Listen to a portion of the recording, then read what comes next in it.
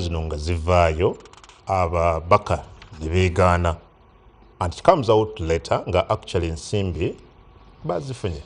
So niyanza nga sinabagendeyo njagala nnyo okutwala omukisa guno okusaba Ssaabasajja asiimwe mwebaze kubanga kye baakoze eggulo kino kye baakola juuzi nga badduka tekibeerangawo.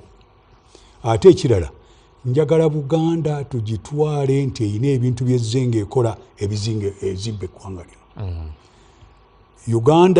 Buganda ettaka ly'e Makerere yalituwa, ettaka ly'e Rubaga yalituwa, ettaka ly'e Namirembe yalituwa, ettaka eriyimiddeko ekibuga ky'e Kampala lyava Buganda. Buganda ebadde ekola ebintu ebizimba ki ensi. Njagala okubeebaza era mwenna abaagenza okudduka mbeebazizza era abaalaze omutima ogwo. Kakati nga kino mbadde njagala nnyo okubeebaza nti beebale nnyo ate njagala kkirize mwagalize happy birthday egenda kubeerayo ku 13 tujja kugenda Rubaga. Nze noono tujja kugenda tukkiriziganyizza. Kakati nga mmaze okuva ku ekyo kanzire ku kiri buli kintu kibeerako n'enjuuyi bbiri. Oluuyi luli lwe mwogedde olyaga nti I have learnt. I have what? Ntegeddeko. Talina bukakafu. Ekyo kimu. Ekyokubiri tuli mu kiseera ekigenda mu by'okulonda. Propaganda w'okulonda atandise. Abantu kati baagala kwonoona bannaabwe. Eyo propaganda gye bakola baagala kunafuya. Kaakati njagala tutunulire ku ludda luno nti ekintu kye boogera si kituufu. Bwe kiba nga si kituufu ebyo byogeddwa tebaaswale ababyogedde. Kubanga omumemba wa Parliament ali wano sente tezinaba kutuwa ku akawunti ye. Bwe baba nga bakolamu balonde nakyo tujja kukola ki? Tujja kitegeera. Mbadde njagala okitunuulire nti propaganda okusooka omwami oyo gw'ogambye ayogera ali Bungereza tali wano. Bagenze Bungereza anti mbadde ngezaako okuleeta pointi yange. Yawulidde ng'aliwa Bungereza. Amawulire gagenze na waya n'agafuna e Bungereza. Kaakati kanzire wano kaakati mu nnaku zino waliwo system ya fake news. Nasomye fake news nti bagenda ku reducing parliament to 260 members bla bla bla bla. At the end baga nti this is April Fool's Day. Akani nga kyengezaako okugamba mukama wange kati kandi ngambe nti si bituufu olw'okuteekamu bannange bano bamemba wa parliament ekitiibwa nti ate bwe kiba nga si kituufu omwami oyo awandiise ebbaluwa bw'aba akomyewo akola apology. Bwe kiba nga kituufu I'm coming. I'm being very ngoye nkiriko enjuyi bbiri. Bwe kiba nga kituufu amazima tegajja kubula. Ekibuuzo kiri nti zaavudde mu bajeti ya palamenti oba zirina gye zaavudde. Ekyo nakyo tulina okukimanya. Bwe ziba zivudde mu bajeti ya palamenti ekyo kyangu okumanya. Bwe ziba nga tezaavudde mu bajeti ya palamenti zivuddewa. So nze ebyokwogera ebigambo ebisumattuka biyitiridde mu byobufuzi by'omu nnaku zino. Abantu waliwo abavubuka ba social media nze batandise okuŋŋamba nti waliwo ababayita ne baga nti genda okole bwoti. Genda osigoona enziro. Genda osigoona nziro, genda omuvume. Waliwo n'omwami awo yalina byawandiika ennaku ezo naye nenzijjukira nti yatwala obubizzi ku palamenti ate nga musiraamu. Kati omusiraamu otandise okutambula embizzi mu tawuni ng'ozitwala ku palamenti tutuuseewa. Kakati ne bwe tuba nga tunaayogera bwe biti naffe tujja kutandika buli muntu okumusiiga enziro kubanga naffe tusobola okukikola. Naye kye njagala okwogera bwe kiba nga nziro si kirungi. Bwe kiba nga mazima batubuulire ssente zezikoze eki zaavudde.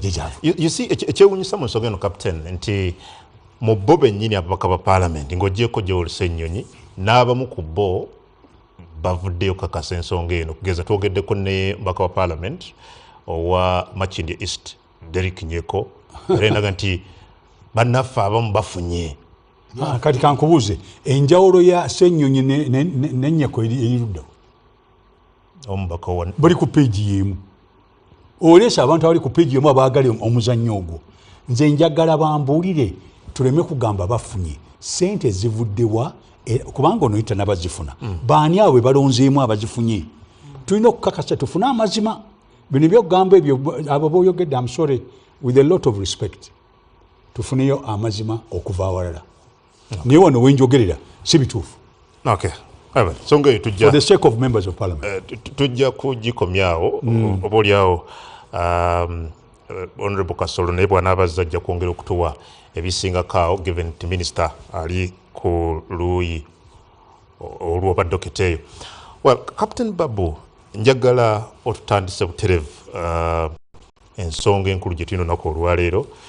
Tulaba okusika omuguwa n'okuwanyisiganya ebigambo n'okwogera ebiwanvu mu bantu begwanyiza ebifo mu Central Executive Committee, and I'm wondering kyekiri eyo lwaki wali baddewo okusika omuguwa waliwo okusika omuguwa n'okwogera ebinene mu kugenda mu SEC. Sebo neyanza nze sinaba biwulira ngenze nga nsoma wano naga nti ayagala kwesimba wano ayagala kwesimba wali bwe kibanga kyekyo kyogamba abo mbawulidde naye mu byobufuzi bya Uganda byonna empisa zaffe zigenze zonooneka abantu boogera ebigambo ne bw'oba owulira ku radio oli bw'akuba essimu agamba kansala to be MP to be gundi to be buli muntu yeegwanyiza si kibi naye ate waliwo bwe kituuka n'olabira ddala nga kisusse we kigenda okusukkira be bantu okutandika okukangakanga bannaabwe kakati kankuwe kino bwire wabeerawo okulonda onoono akimanyi bwe wabeerawo okulonda okuba nti bavuganya wabeerayo obuyisayisa obuvaayo obuyisa obwo si kibiina bantu waliwo omuntu alina empisa ye ng'aganze nina ssente nja zikozesa oli n'agamba nzijja kubakanga abo ng'akanga bukanzi ekyokusana oli ajja kusiga nziro oli ajja kukozesa propaganda oli ajja kukozesa blackmail kakati ekyo kigenze ne kiyingira mu byobufuzi byaffe byonna si kibiina kyokka mu Uganda yonna kati eyo empisa nabadde ndi awo nempulira omuntu ng'ayogera nga boogerera bannaabwe kansooka entereeze emyaka 5 bwe giggwako oba periyodi eyo ekisanja bwe kiggwako ebifo byonna biba temuli muntu era bw'oba weesimbyewo oba teweesimbye ku muntu oba weesimbye ku kifo ky'oyagala oyagala bwa MP kifo oyagala bwa pulezidenti kifo oyagala kubeera mu kibiina kiba kifo oba tolwanyisa ki muntu oba oyagala bakulonde mu kifo kiri kubanga olowooza nti olina ebibyo oyinza okukola obulungi okusinga abalala kakati abantu abaagala okugenda mu kifo ekyo baddembe okuvuganya naye empisa zaffe zitandise okuvaayo ng'abantu boogerera bannaabwe ebintu ebitali birungi naye abantu bano bambi kyannaku batiitiizi kubanga omuntu atali mutiitiizi ng'ogambye nti oyagala kwesimbawo jayo ekifaananyi kyo leeta kyogenda okukola ng'ogenze mu kifo ekyo bagamba abantu nti nze njagala kunnonda bino ebyokugenda ng'ate ovuma oli eyeesimbyewo si kirungi n'oli muleke naye akole ki abuulire abantu. Charles, lwaki okulwanira ebifo bino twalabye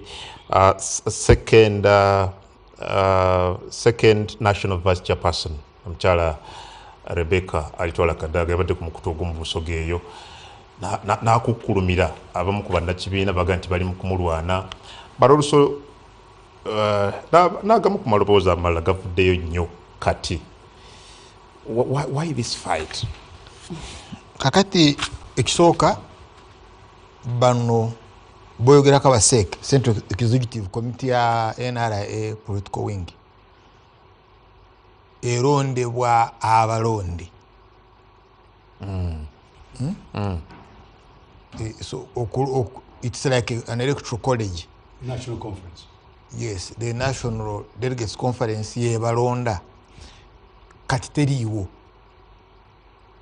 because naye egenda kuva mu kalulu maybe flag bearers abajja kujja luvannyuma bana babaddewo tebasobola kubeera mu next delegates conference no yes so kiraba therefore bonna bali expired ali valid yono ayewandiisiza nga member mu kitabo kyabwe. Of course nyine ebizibu ne DCNR political engeri gye yekola kuba ekibiina because bwogenda ku kyalo tosangayo political party branch. No, bo buli omu literally member. So you cannot say here is a UPC branch and DP branch nga we byali edda wano literally all are members. So bagenda bakolera kyakolera ku system ya LC. You remember the RC system, the resistance councils ku kyalo, ku Muluka, ku Gombolola etc. So bayina okusoka ne bazimba delegates conference. Kakato dira fotoka tosobola ganti I am now going to do campaigns. You do campaigns before who? Olonja mwani akalulu. To bayina babalonda. That's point number 1. Point number 2, nti ekibiina waliwo organize ezaafa. Kyolaba kati wavaayo organemu ya caucus, parliamentary caucus, literally esinga ne National Executive Committee. Because organ yandibadde enkulu nnyo yandibadde National Executive Committee, NEC. But sijowulira in taking decisions. By the way, ne decisions zirimu ezira ideological. Because omulimo gwa SEC gwandibadde to recommend to NEC. Yes. But sikyolaba ekitegeeza na so kati bova ku ekyo katulabe emigaso eminene nnyo gibaddewo at a political level from SEC. 1, okulonda presidential candidate. Because eteeka their constitution bagikyusa, SEC shall recommend a candidate. Edda kyali SEC shall recommend candidates. So biseera by'amawanga babazi ne bakikyusa. So now SEC can recommend a candidate. So SEC erina omugaso when it comes to candidates on presidential candidates kati kikyaliwo. Because Mr. Museveni yena nnyini tokiraba nti bakirowoozaako nakukirowoozaako nti baleeteyo candidate omulala. Eyokubiri is the speaker. Ekyagwa ekyobe mu 2020 anti ngamba wabaga mu 2021 and beyond. Because it's owned. You see, you have a political party, etayina members. You don't pay subscription fee. So are you a member? Bye tubadde twogerako wano ani awadde ba MP sente. So ani awa NRM sente. Bino yoland back they are going to do digital registration bagenda byetaga sente nyingi turane secretariat. But literally ensimbi ziva mukulu Museveni.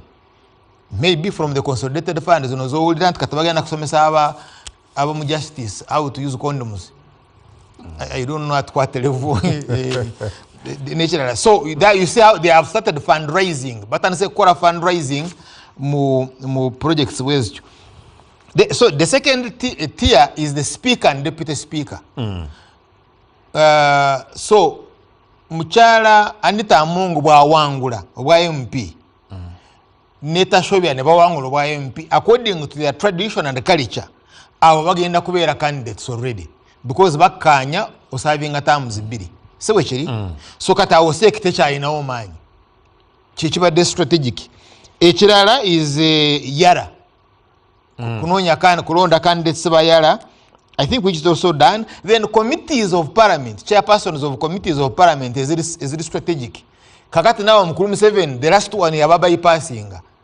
Yalonda yawaya amanya agana akulira committees nga tayise mu SEC. In other words, otandise okulaba SEC nga naye becoming useless. Because bwandibadde buyinza bwayo mukulu Museveni atandise okubuwamba. You get. So therefore your question is yo eina mugaso ki? And sukulaba but ekibadde kize maybe kusanga nti SEC member abeere ku rally to receive the president. Mukalulu akawedda ke Kawempe walabyeyo Singi Katongole and Chiwanda wa Buganda nga bakamandinga. Did you see them? Wa Buganda ne Kampala. Yes. Yes. Because Chiwanda wa Buganda Singi wawa mu Kampala. Let's look at even regional. Katunulire region ntatalis abali niyara ku ground. gendo babuze bali balina budget yenkana ki from even the organization. Now you have another big problem, nga problem eno eri ku ntabalonda sek kati nga Kiwanda. It is the entire delegates conference. Si delegates ba Buganda. Right? So how do you consult? How do you account? Nti Kiwanda aite delegates ba Uganda yona to consult? Kubebuzaako aite because this is olinga abashikira. Batola engeri gye baki designinga is extremely very fake. Te kijja. But ekirese wakabugumu is ekintu kyamuhoza kayine Rugaba. Just a second. Sorry for interjection. All information in njagala ofuna kuba. Jimu abadde yagala jibwanga submitting. Kakati mukama wange a mistake omukulu gye yakoze sek si ya recommending aba candidate abagenda okulondebwa. Baliwa baba candidates in NEC yewa recommendation ku the conference, national conference okulonda. Which candidates? But president in all of them. It is the NEC that does it. Let me read it. Recommend to the national conference a person or persons competing for candidature to the positions of national chairperson. First national vice chairperson, second national vice chairperson, vice chairpersons representing East, Central, Northwest, Kampala and Karamoja, regions of Uganda. And the presidential candidate from the candidate or candidates recommended by the Central Executive Committee. Ekitegeeza tebali recommending omu. Bano bali recommending abantu to NEC nerondamu omuntu omu. Really the candidate. I was very deliberate. Neta ogambye on the president. Seke ewayo omuntu omu. Nedda. Bawaayo abantu NEC neteekawo okulondamu mwabo be bawaddeyo. Okay. I want to make that point very clear. No. Yes, it is here. Please. Shouting much. I've said SEC recommends change your get there. Government recommends the delegates conference. No. I was very deliberate. Recommends a candidate. It recommends they amended it. To recommend a candidate, not candidate. But now they are allowed even to recommend a candidate. And it is there. Now I'm talking about the president. President. You read it. Yes, it is here. You read. Yes. And presidential candidate from the candidate or candidates. Now they are allowed to recommend a candidate. I'm not emphasizing candidates. Okay. Yes, a candidate or candidates. No, but you are giving the people the wrong impression. Is that written in Swahili? No, it's in English. Kati kizibu muhozi kaine Rugaba bwajja. Akabugumu ke yaleeta ababe balowooza nti kyali kisoboka okuwamba the NRM secretariat and the NRA. I think chobola abakasolo mawanda nga baagala baveeyo ate balumbe abali mu NRA in secretariat eno yabatanga odoyi n'abalala mu bifo byabwe batekeko nawe new tag, the tag of PROU. But chiringe kitayina maanyi nnyo. I'm not seeing it peak. Okay. And because they are not even resources tabayina na sente. Oraninge primaries za NRM ogenda primaries because it's like a general election atogende mu delegates conference abangi bo banayita mu mbwa MP bajja kutuka babeeko. Well, Honorable Flavia, wanuba ojiramu muli kulodo luvuganya, yes, but how are you looking at ebigenda maaso mu NRM, especially okulwana okutwala ebifo mu Central Executive Committee? Webale nnyo Kongo. Okulwana okutwala ebifo ebyo tekyandibadde kibi kubanga this is politics. Mu politics abantu balwanira okufuna ki ebifo. Tebitera kuba byangu. Of course kyetukondeminga ye violence. Ntwebituukamu okubagana, okuttengana, ebintu ebityo okulemesa oli ng'okozesa all the unfair means. Ekyo tekiba kirungi era tekiba kirambulukufu. Naye nga politics abantu balina okuvuganya ku bifo ebyenjawulo. Nze mu NRM sandi bafuddeko nnyo nga bavuganya. Singa okuvuganya kwabwe kubeerako accountability, fairness, transparency, basic democratic governance principles ezikulembera buli wamu mu bibiina ebyenjawulo, but basically in politics as well. Ekyo senga mu ekiri kituyambako, naye kati wetwogerera nti mulimu a lot of unfairness abamu gye tulaba nga tugirabira eno ku sidelines. Why? Kubanga wentunuulira ekisookera ddala abantu abaagala okuvuganya ku bifo ebyenjawulo be bantu already abalina obuvunaanyizibwa buyitirivu obungi mu kibiina ne outside mu kibiina. Ogenda n'olaba nga minister, let me just give an example of one of the people that I know. They are deputy president Western Region. Kankuyambeko ku ekyo. Well, aliko NBS TV abamu ku bantu abavuddeyo okwegwanyiza bifo ebyenjawulo ku kifo kya national chairman tetulina be tulaba nti oba ono ng'oggyeko already aliko Mwai Museveni, but bw'otunuulira second national vice chairman female osobola okutunuulira omukyala Rebecca Alitwala Kadaga, speaker wa parliament Anita Among, then bw'ogenda ku first national vice chairman aliyo ye Hajj Moses Kigongo, Captain Francis Babu ono kenyine yegwanyiza ekifo ekyo. Captain Babu yegwanyiza ekifo ekyo. Then vice chairman North yeri waliwo abagala Hamson Obua, Dan Chidega eliko speaker wa East African Legislative Assembly. Then vice chairman Eastern waliyo Captain Mike Mukula, but also tulaba ne Honorable Jacob both naye ayagala yiyo. Then vice chairman Western yosobola okwogera kwaliyo kati Honorable Chris Baryomunsi. Then abalala begwanyiza kwe kuli Mona Piero yu mwami Romushana gwabadde ayogerako Honorable Michael Mawanda. Then osobola okwogera ku bantu I hear mpulira mbune Haji Basajja balaba naye ayagala n'abalala. Then vice chairman Central waliyo Kiwanda, Honorable Godfrey Kiwanda Subi, Honorable Kasolo bwe tulina okuba naye wano, Mwami Kalangwa omumanyi bulungi naye y'omu ku abo abaagala. Then wano mu Kampala Sengi Katongole, then n'abalala. So ne Salimu Uhuru actually naye ayagala wano mu Kampala. So information yibanjagala okuwa Honorable. Yeah.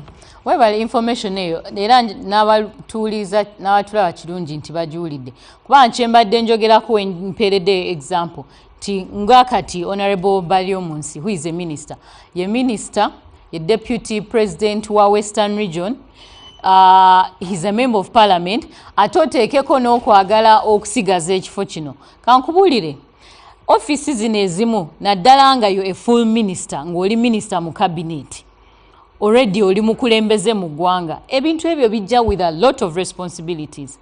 Sek yeetaaga abantu abasobola okubeera ku kitebe baddukanye emirimu gy'ekitebe bulungi, bagisupervisinge, bamanye nti wawe twetaaga okusimba essira. Naye kasita oteekamu okukwasaganya egyo emirimu emingi, kitegeeza nti mulina ebifo ebimu mugenda kufiirwa abantu abamu abalungi nga mutunuulira nnyo ani ayagala okukuuma obukuumi ekifo, ne basigala nga batunuulidde positions naye nga ne position omubuuza ogikozesezza otya. For example, ba deputy presidents abamu abali ku gundi okwo ku SEC, w'omubuuza ali okozeyo olukuŋŋaana olumu n'ababaka abava mu region yo walutuuzaamuko nga deputy president n'onyumya nabo from Western Region, from Eastern Region, ab'e Buganda. Kiwanda yali abayiseeko n'abagamba baaye tukozesezza tutyo obukulembeze bwe tulina ku SEC. Those are supposed to be their responsibilities. Naye olaba nga akutte kino nakiri ebiseera ebisinga ebyo ebifo bibeeraawo nga they are occupying positions naye nga tebabikozesa bulungi. So ekyokubiri kye nandyagadde otunuulira nnyo is the commercialization gye tulaba ebeera mu bululu bwa NRM wonna nti tunziza n'abantu eno abatali mu bibiina byabwe nti kati even the ordinary people batandise okwenyigira ennyo mu ani atuwadde ssente ani atuwadde akantu akashera oba akakitu gwe tunaalonda kitambula nnyo nakati we twogerera. That means ogenda okufiirwa omuntu ali competent, omuntu alina amagezi, alina obumanyirivu, amanyi nga otunuliro nakyasinziza ssente nnyingi. Ekisookera ddala nkimanyi bulungi nti ku sseeko okwo bafunayo miliyoni 2 buli muntu. Kati ogenda n'otunayo miliyoni 2 ago buli member wa SEC. Buli mwezi? Buli mwezi honorable mufuna buli mwezi. Abaliyo. That means yes, buli mwezi buli mwezi bafuna miliyoni zaabwe. Of course kati gwe Romshana, do you have to be a member of NUP? Byoyogera bulijjo ku NUP osooka kubeera member waabyo.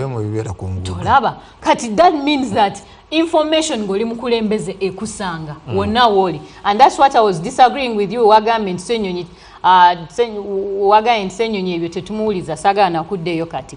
But of course information eyo ng'omukulembeze information buli w'obeera olina okuba ng'ogifuna era ng'ogimanyi.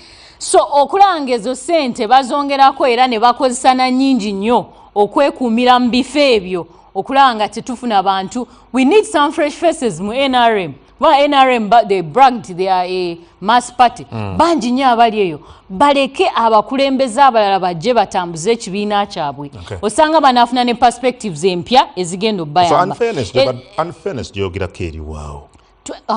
Gwe gwatalabye ekibiina kya NRM nga wano bavuganya nga bataddemu n'amagye nga gali mu bululu bwabwe nga asinga okubeera n'amagye asinga okubeera ne ssente asinga okubeera n'amaanyi asinga okubeera n'abanaakuba emiggo emiyitirivu obungi yayitawo gwe tobirabangako kungu bulijjo wano mu abasiba babitulaga n'afe ababeera mu bululu eri wansi gye babikolera tetubirabayo. Kati obwenkanya bubeerawa. Ekyokulala kyenjagala okwogera ku which is a bit unfair mu positions zaabwe ezo kubanga constitution yaabwe nagisoma. Their constitution guarantees 40% of the structures abakyala. 40% okuviira ddala wansi kuki ku bululu obwa wansi obw'ebyalo all the way to above. Naye mbuulira abakyala bameka 40% ezo ani azigoberera era who holds them accountable. Naye nze ngenda n'entuna bwe nti nendaba abasajja nendabayo abakazi 1 2 3 4 nga baweddeyo. Who is responsible for monitoring that? Kwegamba n'otunulira nga mulimu ebintu bingi nnyo kati esaawa zino beesika omuguwa Honorable Kadaga ne Honorable Speaker oluusi batusindise ne ku ziriseesi ezitaliiko mitwe na magulu kubanga abantu bali mu kavuyo ka kufuna kifaani alumbya ani akoze atya.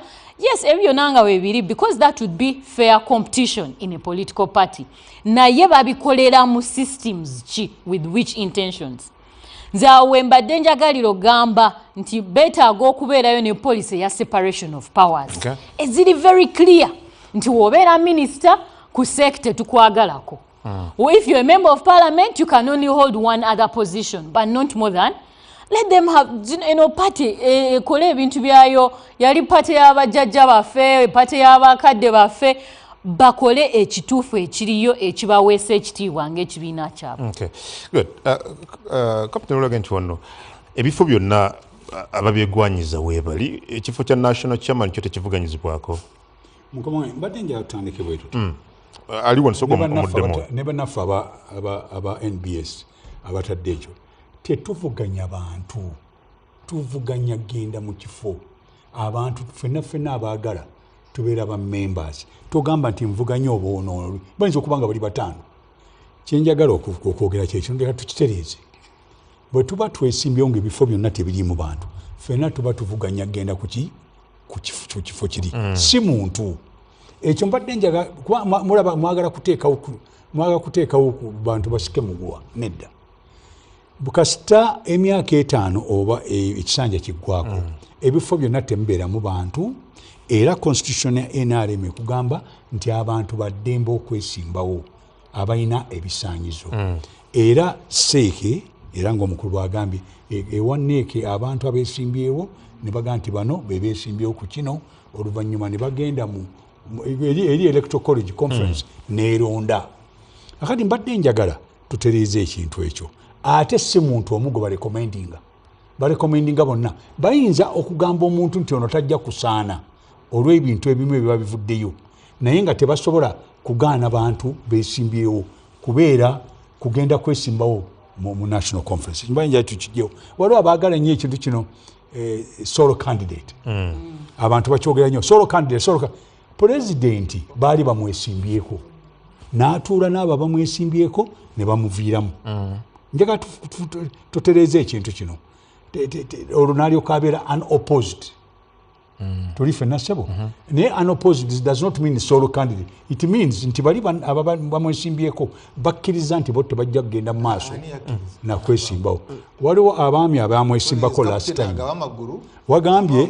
wagambye nti tuleme okukola kino kangende ku kyenedda tutwogere mazima ekiri mu constitution yaffe ka information kuri kyoyogedde captain nga tugenda okuwumulamu mu 2020 bamemba ba SEC nga batudde mu Kyobe Safari Lodge mu district y'Enuya baava ne baga nti ffe twenda osinze mwami Museveni mu 2021 and beyond. Museveni n'akigaana era n'abaga nti abeesimbyewo twogere nabo katuwumulemu gyotandikira kale ku NBS tuli rather Barometer Akaasa Meeme wumulamu katono but wetukomawo twongere okwetegereza roadmap y'ekibiina kino already twalabye nga NEC yatuula luli ku lunaku olwokutaano wiiki ewedde neeyisa roadmap eno jo ku lunaku olwa Monday bagitongoza mu butongole bintu bingi ebirimu omulina okubeera nti akalulu kagenda kubeera rather campaigns zigenda kubeera zawamu joint campaigns bangi boogedde bintu bingi naye bwe tuva mu kuwumulamu zijja tutandikirawo.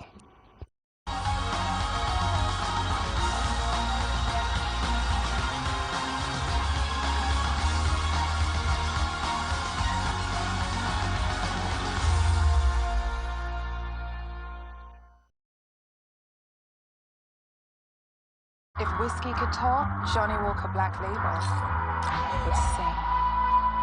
With notes that only come with 12 years in a barrel. Sweet, smooth toffee, rich fruit, and a touch of smoke. Tastes as good as it sounds.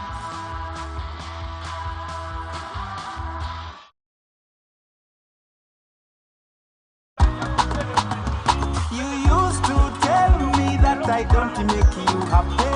All that time you would be complaining. I'll call you every day, yeah yo, baby, kati osobola okufuna ekibuuzibuuzi kyonna ne MTN Voice Bundle kuba ku mikutu gyonna ku bbeeyi dondolo gula bando y'eddakiika 25 ku nnusu 10 bbeeyi dondolo oba gula daily bando yonna gy'oyagala nyiga star emu star 2 olondeko daily voice bundle oba kozesa my MTN app wetwogera awamu tewali kitulema.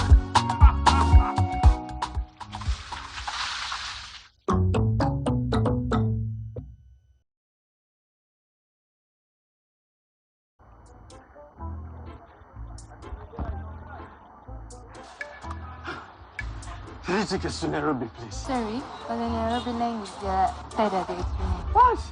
I've been waiting for 3 hours. Bid farewell to travel booking frustration. Start your trip today. Book your spot and travel not only to Jinja, Mbale, Mbalara, Gulu, but also across the entire East Africa. Get the Best Stop app today on Google Play or App Store. Best Stop. Travel made easy. In a world where every cough and flu feels like a distraction, making you feel uneasy, where every cough and flu interrupts your day, making you lose concentration, and where every cough and flu keeps you up at night.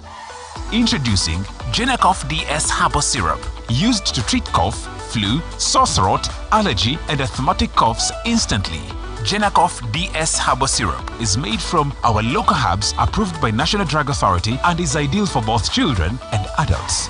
Genacough DS Herbal Syrup is a product of Gena Herbal Limited, the makers of Covidex, available in all pharmacies countrywide. If symptoms persist, seek medical advice. Gena Herbals, the home of safe herbal medicines. Hallelujah! Here's There's reason. This Easter, enjoy more rewards and care from StarTimes. Simply pay monthly subscription for the next bouquet and enjoy an upgrade to the next higher bouquet. For classic and super bouquet customers, subscribe for a month and enjoy 5 days extra. Extra entertaining and educative kids channels. And now it's time to Extra new series on Makula TV and Gangs of Manila on the Novella E+. Reality TV dating show Hello Mr. Right Season 2. How old are you? A thrilling title race in StarTimes UPL and La Liga. For more information, please call customer care on Airtel line 0200 117 700 or MTN line 0317 117 700. StarTimes Easter. Care beyond entertainment.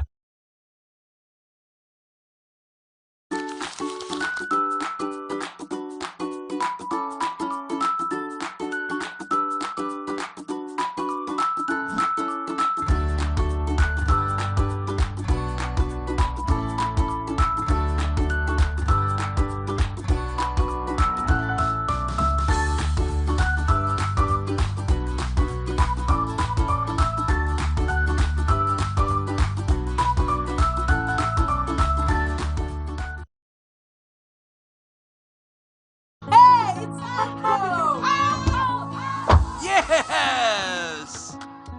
Everyone has a dream this year, and it's your turn to Joga 2025 with ABSA. Switch to ABSA and make your dream a reality by applying for the ABSA SME unsecured loan. Call 0800 222 333 and let's get started. ABSA, your story matters.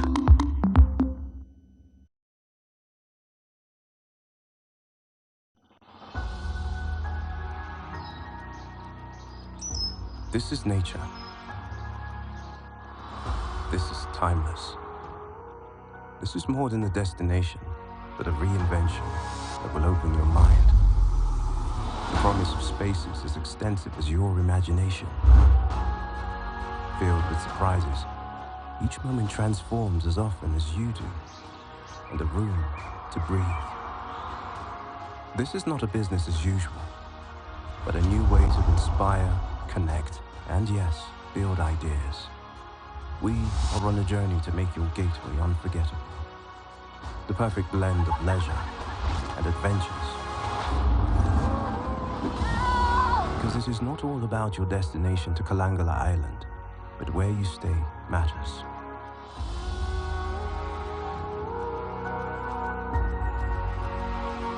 We are Brevard Sands Lodge.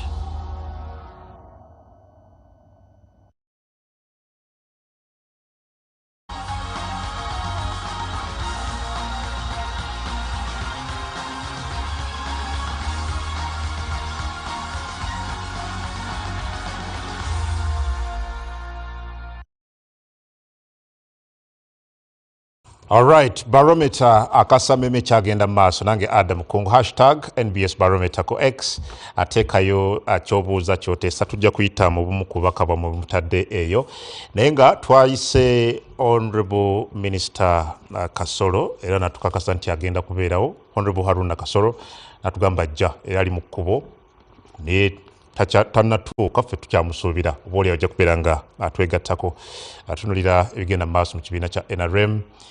Ulidde ebiri mu Central Executive Committee okwegwanyiza ebifo tukuyiseemu. Njagala Captain omalize ku nsonga gye wabaddeko nzirewa Charles. Ebifo bye muwuliddeko bya Vice Chairman National, Vice Chairman Regional. Naye waliwo ebifo ebirala. Waliyo ebya League. League y'abavubuka, League y'abakyala, League ya PWD, League y'abakozi. Bonna abo batuula ku Central Executive Committee eriko abantu 30 nga 3 n'omusobyo. Waliwo aba representing a university. Bonna batuula kuli. Akati bw'obanga oyogera abantu bayinza okulowooza nti abantu bali 5 bokka batuula ku Seeki. Edda ssebo. Waliwo n'abava mu areas endala abatuula ku Seeki. Era bamaanyi nabo boogera. Akati kyembadde njagala okujjayo bino ebifo bino bwe babitandika nze nali nkyali ku Seeki. Nze nawa proposal nti olw'okuba region zaffe bwe tuba tukola gundi okusagula abantu twandibadde buli region eyina vice chairman agikulembera so ye vice chairman gwowulira mu mwoyo omulungi naye waliwo abantu abamu bempulya nga besimbye ku gundi nedde ebifo is not a person to hold up ebifo weebiri waliwo ababibaddemu ekiseera kituuse tugenda mu kulonda abaagala mu kibiina okwesimbawo mu bifo ebyo byonna baddembe nekyoli pulezidenti newankubadde wano waliwo abantu abaagala abeere solokande abo baddembe okumwagala abeere solokande waliwo abandyagadde okyesimbawo lwomukyana wanayinza okwendaganjagangenda kyesimbawo ngaagenda but captain kyoyogera kikontradictinga n'abamu ku bali mu bifo bino okugeza nga mukyala Kadaaga yali ku mukutu gwa radio nti bantaddeko omuntu aneesimbeko kakati kankuwa history y'ekyo ekifo ekyo ekya Eastern bwe kyaliwo nga tetunnaba kuteekawo kya mukyala wali ku national baavuganya n'omwami gwe bayita Mike Mukula era ebigambo ebyo byayogera era ne wali yabyogera ne balyoka bateekawo olw'okuba ono omukyala yogedde bulungi 40% ne bagamba tubeere ne national vice chairperson w'abakyala kakati toyinza kubanga gwe buli ssaawa likankozesa ekigambo ky'oluswayiri onaŋŋaŋŋania oyagala kifo kibeere kikyo wekka nedda constitution ya NRM ekkiriza ebifo byonna bivuganyizibwemu nze nyinza okwagala omuntu asigalewo there's nothing wrong nyinza okwagala oli alemera kubeera na muntu amuvuganya there's nothing wrong naye si ye constitution Charles ogenda nti bw'okuba torch bulungi olaba nga obuyinza bwa SEC bulinga obuli mu kukendeera but okuyaayaana kuno kwe tulaba kufiirawo bufiiza abantu kagwake keetonye tulina okufuna ebifo bino njagala nzikirize ekigambo kya caucus kiwayogedde kyabadde kirungi era mbadde njakijjayo caucus lw'okuba ebeera ku mwanjo lwakubeera paalamenti ebintu ebiyisibwa mu paalamenti ebintu ebikolebwa mu paalamenti caucus eno gundi eyo caucus ebeera nnyo ku mwanjo naye nga tetutte buyinza bwa SEC omukulu wa caucus atuula ku SEC akulira caucus atuula kuki ku SEC ate bamemba ba caucus bamemba ba NEC kyenjagala okujjayo wano era kyenjagala okujjayo yes eri prominent kubanga waliwo ebintu bingi nnyo ebigenda mu maaso mu paalamenti era balina okugisisinkana especially ebintu ebigenda okuyisibwa nakinaki naye nga tetutte buyinza bwani bwa SEC. Thank you. You see olina okunoonya mu historia kulwaki organize ezimu mukulu Museveni yazizimba ate z'amaanyi n'azinafuya because yali tayagala bamuvuganye nga chairman of the NRA High Command and kikivaamu wa president because obeera president ate gwobeera chairman of the High Command by virtue of being the title ye mune commander in chief utakolera CA utakolera constitution yali akulira je was chairman High Command the NRA High Command which was ate ali mukulu Museveni kati ne tugamba mu constitution the president shall be a commander in chief ka title gy'owulira ennyo is commander in chief towulira nnyo chairman High Command tuli wamu ndowooza now kakati mukulu Museveni kwe kuleetawo kiwandiisa akasengejja tosobola kwesimbawo as a candidate ku bwa president obwa NRA nga SEC tekukkiriza so the purpose of SEC yali yakulemesa. Don't look at it positively. Yali yakulemesa because we are kutunula mutu because bwabanga tabakurekomendinze then you can't stand. You see mu system eyasooka wali osobola okwesimbawo ku bwa MP I think NRC nga tovudde mu electoral colleges ezo in other words okubeera chairman LC3 oyina okubeera kulondebwa ku kyalo aba LC2 ne bakulonda edda I'm not talking about the current system but bwekituuka kwesimba ku bwa NRA in the expanded NRC yakiza besijeyo ng'osobola okwesimbawo ne wanga obadde toli mu colleges zino right now katosobola kwesimbawo ku bwa president nti delegates conference ekulonde nga tovudde mu system zino because yali akikola okulemesa kati waliwo babiri byalemesa. One is captain agaba magulu actually yali amutwala ne mu kooti during the time of Ogora, Justice Ogora. Actually singa tebateesa chances are high nti mukulu Museveni yagenda kwesimbawo as an independent. Yes, gendo kinonye mu historia naye akanti byafuluma nnyo. Kati owokubiri is Amama Mbabazi, Honorable Amama Mbabazi. Yesimbawo as an independent because bamuteekako obukwakulizo bw'amaanyi nnyo okwesimba kwesimba mu kibiina kyowala kyembadde ndaga mukulu Babu nga bamendinga bajjewo delegates conference okwerondera NRM secretary general bwe bakolera amendment eya SEC to recommend a candidate to a candidate or candidates because initially it was to recommend candidates. In other words, nga kiringa ekigikakatako ntiina kutwalayo omuntu omu kati ne baagala bagiwe obuyinza ng'esobola okutwalayo omu it can send two but it can also recommend one. Ekitaaliwo aluli kati kyobola nga omukulu Amama Mbabazi bamugamba bweweesimbawo bw'ojja mu SEC neeta kulonda ugenda kwesimbawo neeta kurecommendinga then you won't stand as an independent. You remember? That risk. Kubanga yajjayo n'empapula naye n'atazizzaayo and that was the reason because bateekawo condition bali baleeta condition. Actually they even wanted to amend the law nti ekibiina bw'oba toyise mu kamyufu bw'oweesimba mu kamyufu ne bakuwangula then teweesimbawo. That was targeting Amama Mbabazi nti bw'onajja mu SEC mu kamyufu SEC neeta kurecommendinga to NEC tojjanga independent then tuweesimbawo at all.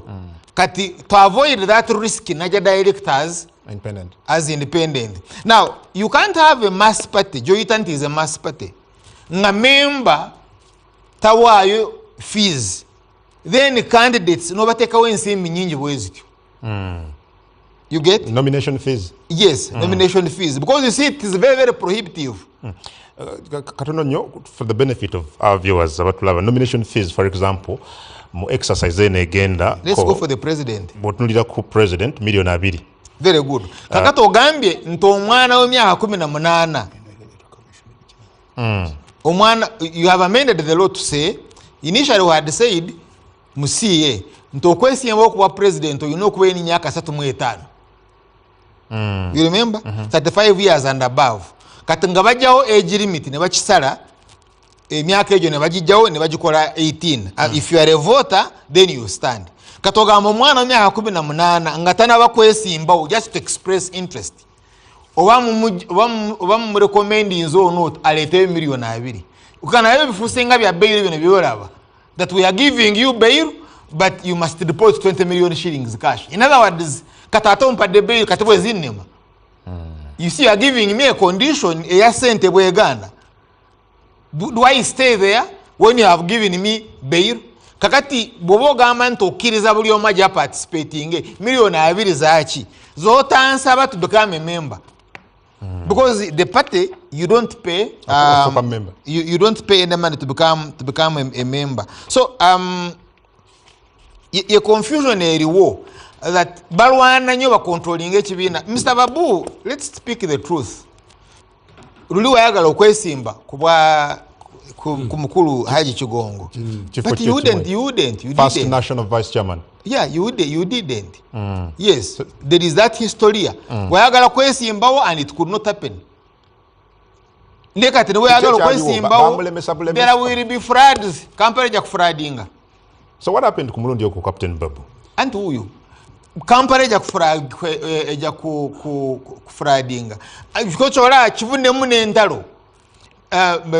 Ezimu simanyi oba ngira kuziyingiramu because my wife was one of the campaign managers of your wife in Nakawa. Manyi mkyala wo kyeyayitamu okwesimba ayali chairperson wa East African Yara because I remember wano bamwaniriza Kololo ku lwa Uganda n'engeri gye bamulwanyisa okuvaayo because owokulaga nti oyagala kwesimba ku bwa vice.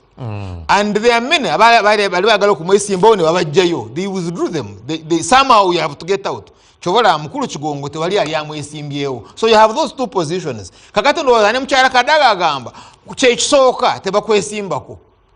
Alhaji kigongo tebamwesimbako. Nange tebanesimbako. But there was also another principle eya NRA original. Gwe bw'oba ofunye kali oli muleke. Bokwata kano. Kati bw'oba ofunye owa vice president bwa Uganda.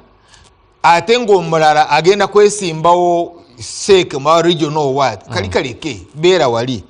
Those negotiations bala batera okubeera nazo. But ndowooza kati byafa. But you are mukulu kigongo at one stage was a deputy speaker. You remember, Manyi Mukulu Museveni was president and speaker. Mukulu Museveni was president and at the same time speaker of the parliament of Uganda. Fobiri abikwatako. Ate nga ye chairman w'ekibiina nga byonna byagala. Commander in chief and minister of defense nga talangiriddwa. He was a minister of defense for a long time nga talichi. Ate nga minister of finance. Now, then the deputy Mukulu Kigongo was a deputy speaker and at the same time vice sec. Vice national vice chairman. First. Wali omulabeko nga consultinga region yo nayo geremu nayo. Tekisoboka. It began even with Wapakabulo, omugenzi wa Wapakabulo. Bwe yali national, because bamujja mu bwa speaker ne bamuwa wa national political commissar.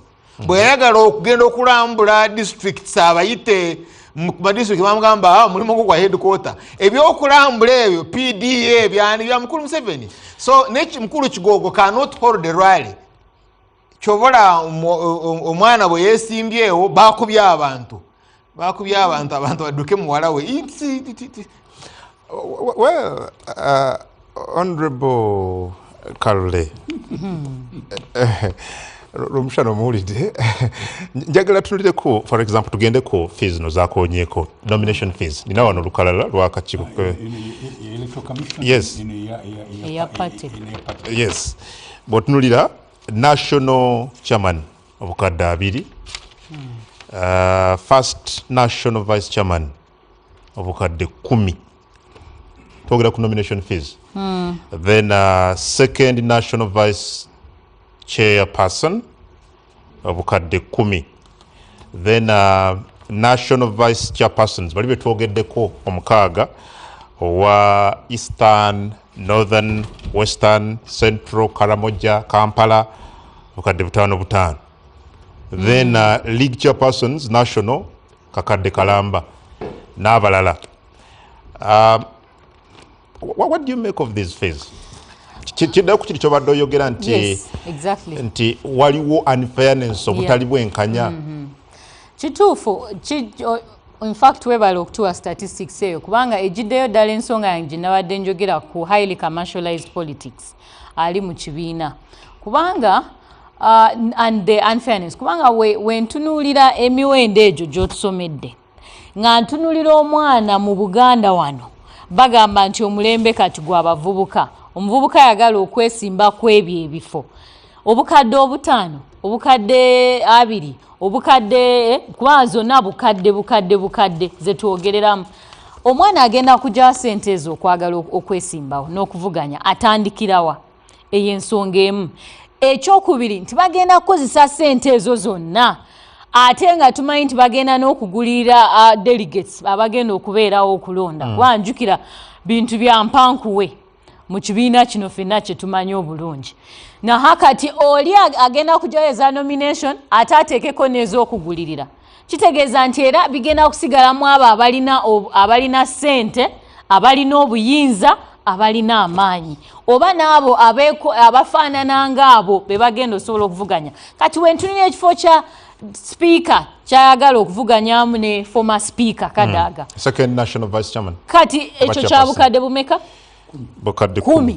Kati omuntu eyakava omwana aveeyo omuto omuwala ayagala okuvuganya okugjawo ezo face ezo ayingire mu lwokaano olwo asinza abo sente zenkanawa ababiri abo obuzo tebukadde 10 agenda bujjawa obukadde 10 bw'obutandikibwako agenda bujja then ne sente zinaakubisaamu awo ze bagenda okukozesa agenda zijjawa so awoolaba ng'ekibiina bino bye bagamba n'ebya PLO okubayingirira abavubuka banoonya wa we bagiiramu mu kibiina ekyo banoonya wa we batandikira banoonya ku feesi ze basobola okugamba nti ono nsobola omutuukira n'enjogera ensonga yange neewulirwa kyekyo lwaki tulaba omukulu Romshan agambye nti akalulu akali e Kawempe North omwali omwana w'omunene Alhaji Gongo kali kakufana kuona kubanga kati balina system nti nze wemba ndi mu system eyo kati nange njagala nyingizeemu abange baliirawa era bafunirawa because these places bino ebifo already babi benchmarking babi kola batya it's not benchmarking babi ring fencing kizibu nnyo kati okuyingizaamu abaabwe kati babanoonyeza birala era kyekyo kulwaki olaba eryanyi lyonna lyaggwayo mu kalulu ako n'olabanga amagye gaggwayo kubanga kintu kya ani alina obuyinza ani alina amagye ani alina ekisuukiridde ekirala kye njagadde okwogerako era still seeka eno lwakubanga batugambye amaanyi gayo gagenda gakendera and that's because abantu basaasaanye nnyo nebyo bakola why would a whole national chairperson ow'ekibiina agenda mu kifo okunoonya akalulu ka candidate we ku platform y'emu n'akkirizaako wa independent ajja anoonyezeeko akalulu twakiraba ekisolo mu by election eyo ekibiina kimaze okulonda candidate waakyo then owa independent najja ate mu structure z'ekibiina zennyini nga zaaliko ono n'abanga endorsing owa independent ebyo byennyini bye bigenda osuula of course ekibiina kyamwe kyagwadda kyekyo kulwaki ffe tuli mu NUP naye bye bigenda okwongera emivuyo egiri mu kibiina ekyo kisaanirewo ddala kigende ffe tuba tunuulira eno tulina bye tulaba bye mwanditerezezza nga bukyali mangu ddala kubanga we mubitereza kiyambako demokrasi okutambulira mu ggwanga lino naye we muba temubiterezeza ffe aba NUP twajjadde era tugenda kuovertakinga NRM egenda kufuuka mboozi very soon. Good. Well, Honorable Haruna Kyeyune Kasolo, finally amazina atuuka tukwaniriza si bintu by'okutuuka kikeerezera osimanyi kyekibaddewo Honorable. Nsaba kunsonyiwa era si nkola yange mu bufunze nsaba abatulaba ne management ensaasire ensonyiwe ensonga eziteebereka kampiseemukko. Okay, good. Honorable Kyeyune Kasolo y'omu ebifo mu SEC ayagala kifo kyakumyuka omukulembeze w'ekibiina kino mu masekkati g'eggwanga nja kuba nzijja gy'oli later on but Captain Wanso njagala tunulye ku muwendo guno Honorable adda nnyonnyolage nti ensimbi zino ziyina abantu bangi bezisibira ebweru abandi badde beegwanyiza okutwala ebifo bino but also bw'oba oddamu ekyo tubuulireko ne ku nsonga y'okukuba campaign joint campaigns nga bwe mwayisiza abanga NEC bwe yendoosinga roadmap eno and that you're going to have joint campaigns wamu. Is it for the good of the party or it's going even to do more harm? Kakati mkomayi neyanze okusookera ddala waliwo bingi nnyo imaginations zoogera ebintu bingi naye waliwo constitution ya NRM era yiino ebyogerwa mu constitution bino byonna tubimanyi era nja kubyogerako ebimu naye kanzire ku kyombuuzizza NRM yagenda neronda modo ey'okulonda abantu bano abagenda mu parliament modo eyo ngumu nnyo kubanga eringa okulonda kwa Uganda yonna kati modo eyo yeetaaga ssente according to SEC ekyo kimu ekyokubiri egenda nereeta gundi national conference emirundi 2 mu myaka 5 kati tebagireeta kati bagenda gireeta ejja gireeta omulundi ogusooka bagireeta ogwokubiri national conference eyo etwala ssente nyingi nnyo kati bajeti yaabwe mu bya elections ebyo eri kumpi milioni 100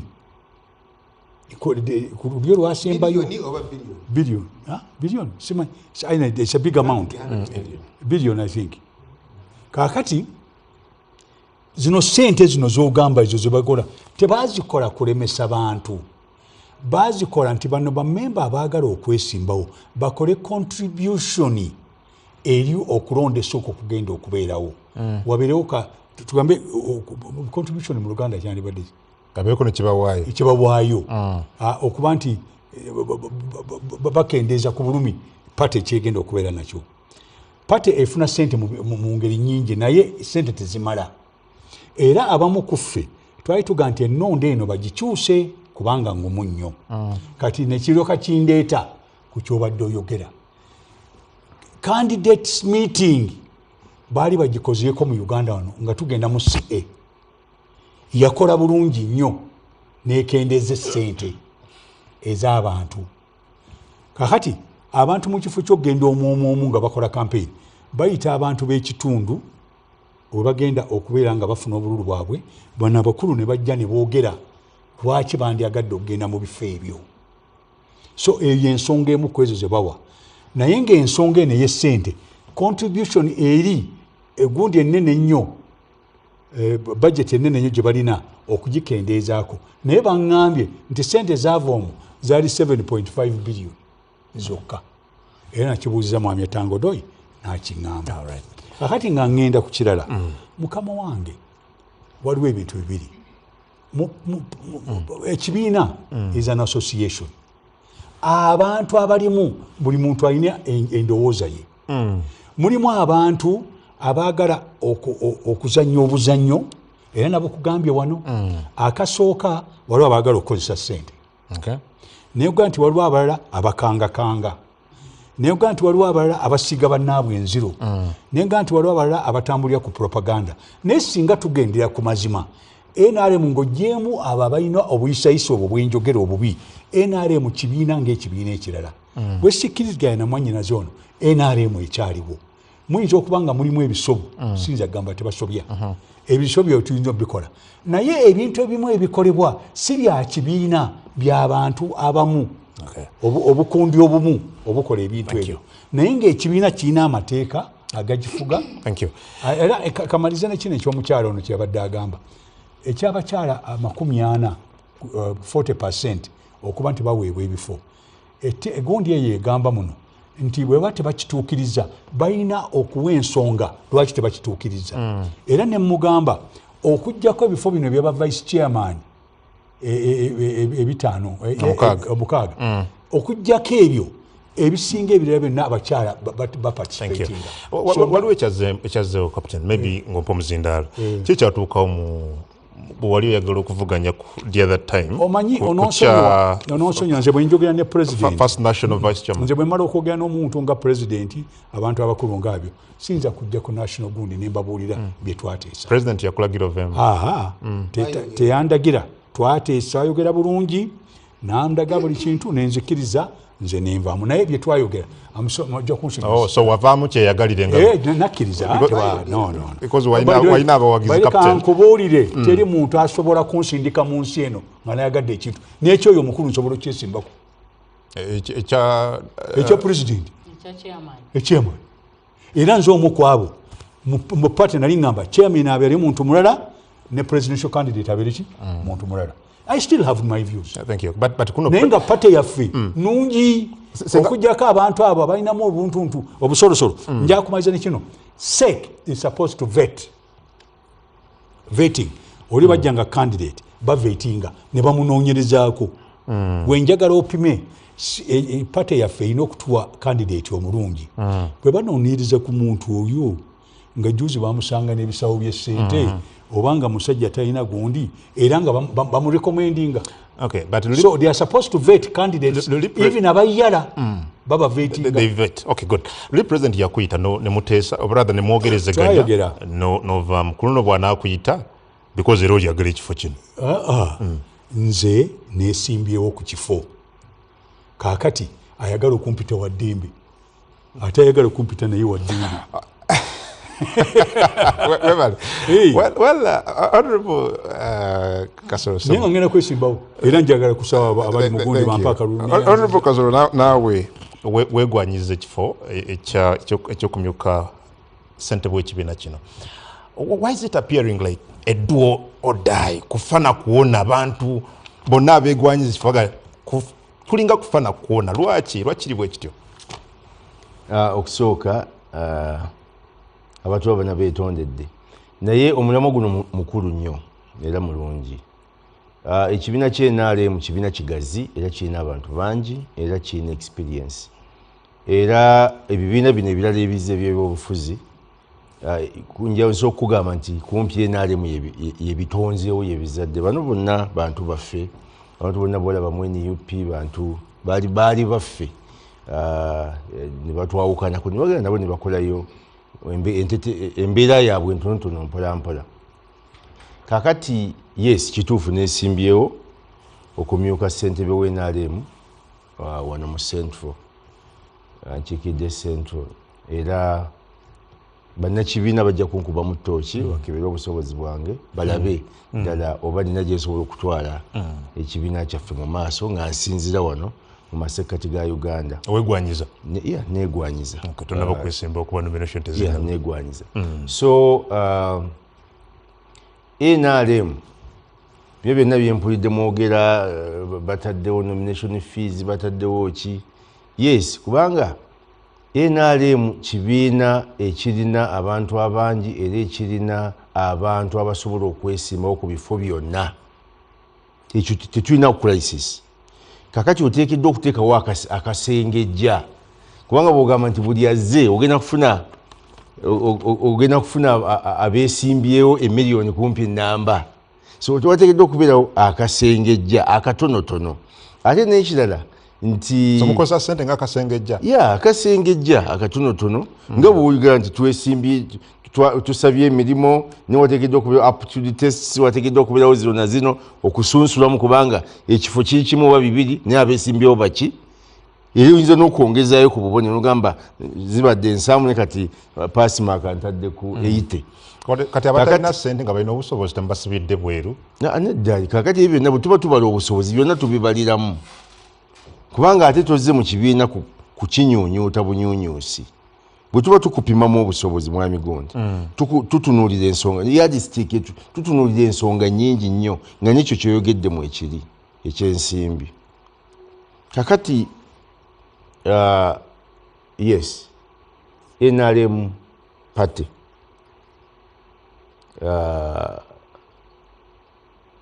bw'otunuulira bano bannaffe aba NUP ffe tusunsula abakulembeze baffe bano abaabwe gye babasunsulira situmanyiiyo ndowooza bo babeera appointed naye abaffe bagenda ne beesimbirawo ddala. Honorable Captain Captain Babu atugambye nti era abategeezezza abatulaba nti akalulu kaffe kumpi kabanga universal adult suffrage abantu bonna tubanyunywa ate ntumalira ntuddamu kumpi abantu bebamu. Naye kino kiraga demokulasiya ow'ekimmemmete. Ekyokubiri kijjirawo ddala abagamba nti President Museveni abba akalulu kubanga bwe tugenda mu kalulu aka primaries ne tukulaga nti abantu abeetebye mu primaries bw'obagatta bali emiliyoni 10 oba emiliyoni 13. Kakati ate mu kalulu ka bonna eyeesimbyewo okuba president nafuna obululu emiliyoni 8. Tuyinza kuddamu kubuuza nti buno obulala nti lwaki yafunye obululu emiliyoni 8 eyabubbye ng'ate ab'ekibiina kye abalonzi bennyini baakulaga nti bali emiliyoni 12 oba 13. So kitegeeza nti abo ab'ekibiina bennyini era be baamulonze kubanga abatali ba kibiina oba oliawo tebaali mulonze. Tuba twagala okulaga eggwanga nti abalonzi mu NRM tulina bangi era abeetaba mu primaries abali mu register yaffe y'NRM bangi naye ate ku mulundi guno ku kalulu ka bonna balonzeeko na batono. Ekyo kimu. Ekyokubiri yes twataddewo nga abo bakandidates bonna bagenda kutambulira wamu bagenda kunoonyeza wamu akalulu. Yes okumalirawo ddala obulimba kubanga bwe mbangi neesimbyewo newonabula omushana n'akwata ekkube nange nenkwata eno nyinza okugenda eno nga nze mu kifo ky'okunnyonnyola abantu biki bye ngenda bakolera ngenda kumala ebiseera nga nenaazaako nziro.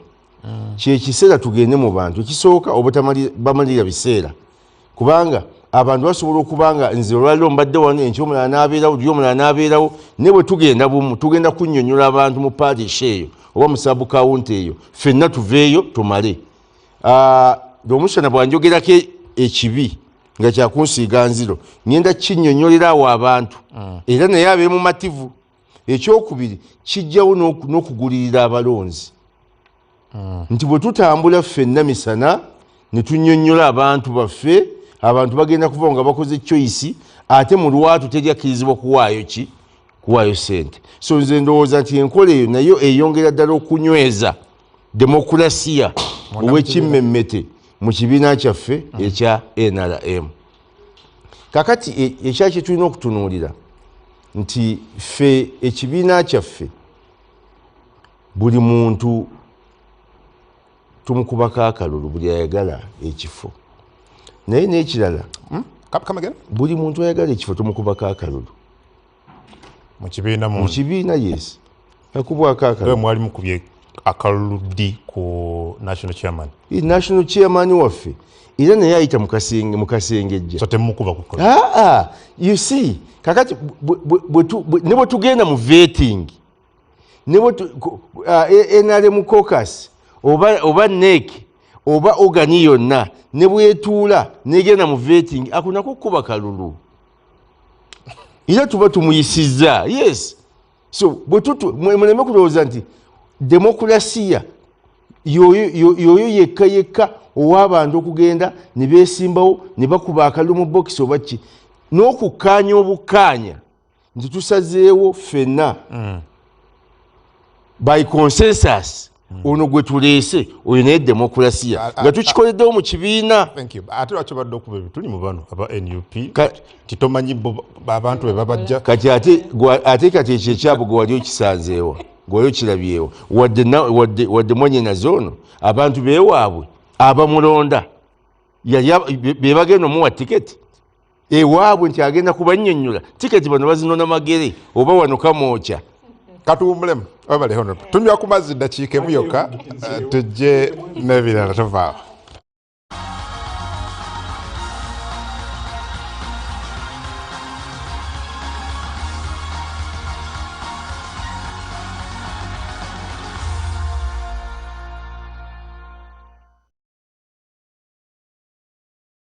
Bored of watching the same stuff on TV? Say no more! Afromobile is now on smart TVs, bringing you the hottest Ugandan and African content, bigger, better, and right on your screen. Live TV? Check. Classic Ugandan series? Absolutely. The latest music shows and rewindable live events? You got it.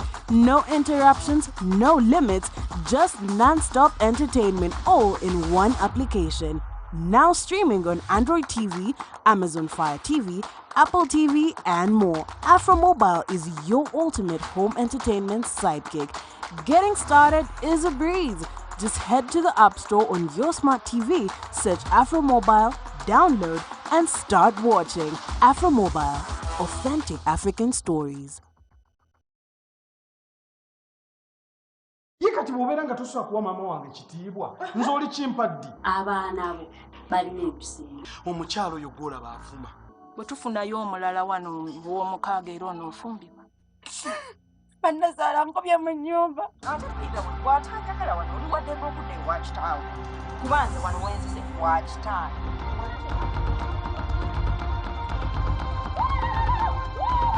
just tell me sorry it will be okay. Oyo ye mba wa Tamara ensi n'eggulu gwe bimanyi.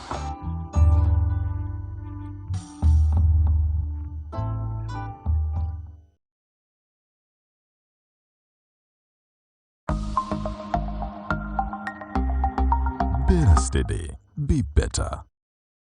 7 out of 10 of us have lost a substantial amount of money to fraudsters. Money we could have used to pay rent, invest in small businesses, clear fees, or send to mama in the village. Better steady and protect what's yours by being vigilant with your virtual transactions. Keep your PIN to yourself and only take calls from registered customer care numbers in case of telecom issues. Better steady, Be better. PUBA in partnership with Uganda Communications Commission, Equity Bank, Momo, United Media, MTN, Stanbic Bank, and NBS. Welcome to La Rose Royal Apartments, where Kampala's charm meets luxury living. Nestled in the heart of Nakasero, this is elegance redefined. Imagine mornings with breathtaking views and evenings of pure relaxation. From stylish two-bedroom apartments to opulent penthouses, every detail is crafted to suit your lifestyle. Live your dream with our world-class amenities. Unwind by the pool, stay active in our state-of-the-art gym, or relax in our tranquil gardens. Don't wait to live the life you deserve. Flexible payment plans and limited time offers make it easy to call La Rose home. Visit www.remaxadvisors.ug or contact Remax Advisors, the commercial agent. La Rose Royal Apartments, where luxury begins. Where's your mom? My mom is at home. I've had a picture and I went right through her body and I saw wounds in her intestines. Yes, Father. She has been struggling with colon swelling for a long time. Inside, yes, they are yellowish. Yes, Father. All the doctors have failed. But today, yes, Lord. Want to get her healed? Yes, Father. Because of you, eh? Watch The Power of Prophecy with Prophet Elvis Mbonye this Saturday, 6:30 p.m. on NBS TV, Uganda.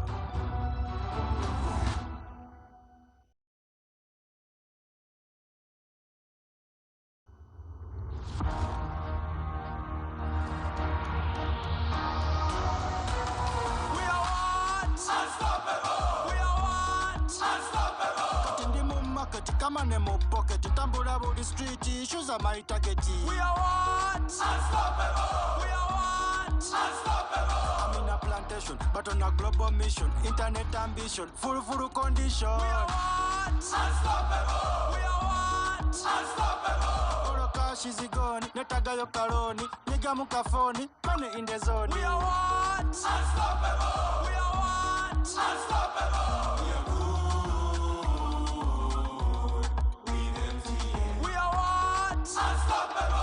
nga tuli wamu naawe ne MTN ebirubirirwa byaffe tebiremererwa. We are what? Unstoppable.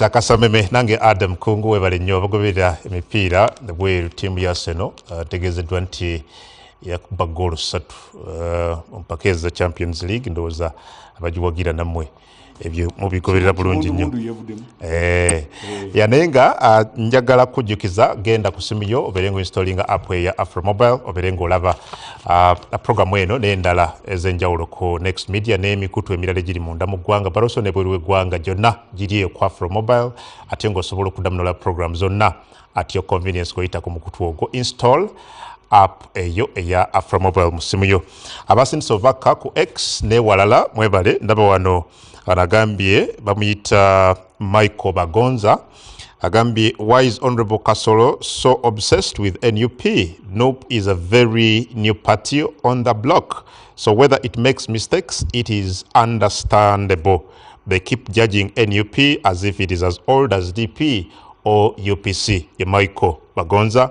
And again wano ku mukutu gwa X Sembosi agambye Honorable Captain Francis Babu, let me hope that this time you will not change or called by the president upon to talk with your opponent as you did last time. And I want NRM party to amend those who have to be elected. They must not have other responsibilities.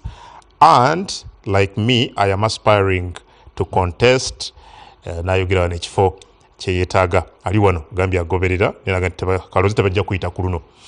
Then abalala abasindise bakka ku X ono agambye wano nti Yesiraje agambye kindly ask Captain Babu, is he happy with what's going on within the party? Okay, ndowooza ekyakifunye. Anagambye, good evening, this is Wakabi Joseph from Buzaya. The NRM should consider putting term limits on all elective positions within the party as a way of restoring internal democracy. Ye Wakabi Joseph watyo bwagambye. Well, Honorable Kalule, batugambye nti bamemba ba NRM bali obukadde 24 okusinda kwa register yaabwe 24 million members, era nkubano balinako abalonzi obukadde 18 rather obukadde 19 19.4 million voters. Do you find this realistic? Well, it is their realism. Naye nze kunze nabira ddala nga Honorable Kasolo yeetaaga otunnyonnyola abantu abo be claiming be balina mu register zaabwe bungi obwe baliko, ate nga wetutuuka mu general elections tetubalabayo, baba bagenzeewa. So that's why nkugambye nti realism eyo depending awo omuntu walabira omusana gwe bayinza okukkiriza ne bagamba nti tuli wetuti naye nga in actual sense bataddemu n'abatayagala kubeera ku voter register zaabwe, kubanga balina ewange abajja ne bagamba ono yatukase yazze wano ne bakwata ekitabo kyabwe bawandiika njukunju n'abatabagira bonna babateeka muki mu register zaabwe. Bakyakozesa nakiri ekikadde kye bagamba nti buli omu yalinga abawagira batuula gye batudde tubalaba aba LC wano aba bajja ku byalo byaffe ne batandika gundi naye ng'abantu bakyuka ddasa. Ekyo sijja kukaayana nnyo nabo, nze njagala batunnyonnyola abantu awetuuka mu general election bakyukirawa era baddawa. Then njagala n'okwogera ku nsonga ya kyobadde obuuze nnyo, is it a do or die affair? Kulwaki abantu mu sek like akalulu kafuusa akalulu. Nze eno ensonga eno saagala kugitunuuliranga just NRM nti NRM bafiirawo okufa obufi. Saagala tugitunule bwetyo kubanga tukimanyi nti violence yena gwe tulaba, obutabanguko bwe tulaba mu bululu bufubutuka eno mu kibiina kino, bava nabwo mu primary mu sek gye bagenda okulonda kati ne bayambuka nabwo ku primaries ze bagenda ze bataddeko dates ez'abakulembeze ab'enjawulo, abakansala, ba MP, baani, kubanga bw'otandika buno obutabanguka essaawa zino, this do or die affair syndrome gye tulina mu bukulembeze nti buli position abantu gye beesimbako kufana kuwona. Kulwaki nga tutuuse eggwanga kufana kuwona kyekispiringa ne mu general elections ne kituleetera obutabanguko bwe tusiba tulaba obutaggwa mu elections.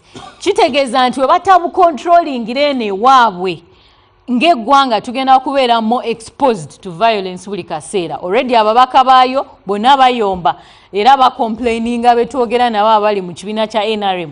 Bananga abasajja bano bonna bali eyo beeraliikiridde ate kano akalu kagenda kuba nakakufana kuwona bagenda tukuba emiggo. Nze saagala eggwanga litwale ekintu ekyo nga ekyokusaaga ekyokubalaata. We need to start controlling the violence within the political parties. Naddala eno eya NRM kubanga yevaamu obutabanguko bwonna bwe twogerako, tulyoke tulabe how we can dictate the same mu ggwanga lyonna. So ekyo nze njagala tukisimbeko nnyo essira tulabe nga tetumala gakirekawo. Thank you. Charles, literally buli primaries, literally eza NRM zetulabye zibadde characterized na mivuyo, chaos. Based on what you hear, kusina kunteekateeka yabwe gye balina, should we expect something different this time around? Kakati mu candidates meetings nalina omukisa nazi campaigningamu wamu joint ziri wamu to go to the CA. Okuyitamu mu CA twakozesa candidates meetings.